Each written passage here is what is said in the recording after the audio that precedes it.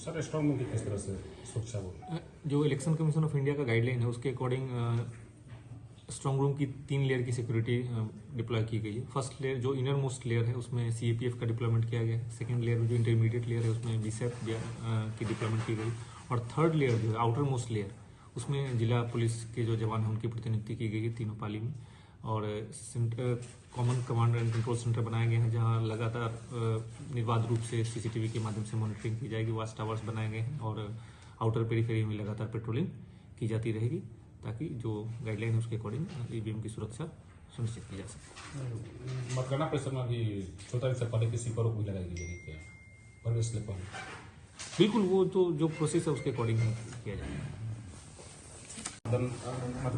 मतदान के लिए किया गया।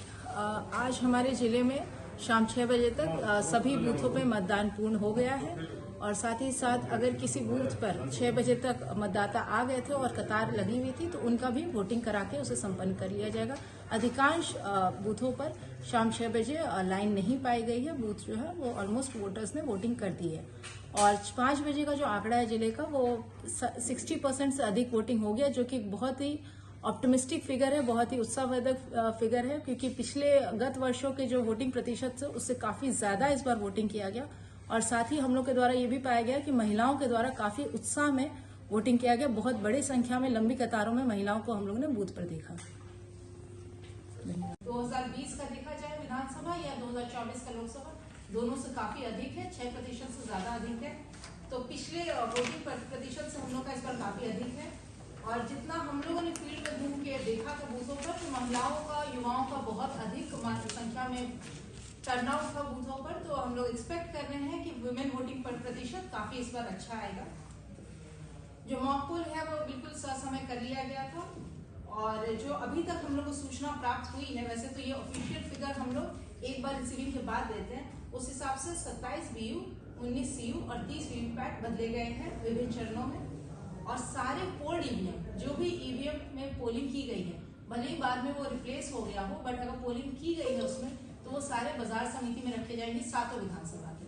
जो अनपोल्ड ईवीएम, जो रिजर्व ईवीएम है या रिप्लेस हो गया, मतलब मॉक पोल के दौरान रिप्लेस हुआ है या यूज ही नहीं हुआ, रिजर्व ही रह गया, वो सारे जो है हमारा ईवीएम वेयर हाउस में वो सारे रखे जाएंगे।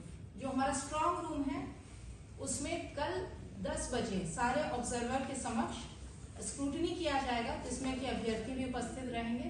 सारे अभ्यर्थियों को सूचना दे देगी कि काराकाट का 11 बजे ये स्क्रूटनी किया जाएगा, काराकाट विधानसभा का। बाकी सभी विधानसभा का उनके ऑब्जर्वर और आरओ के समक्ष 10 बजे स्क्रूटनी की जाएगी।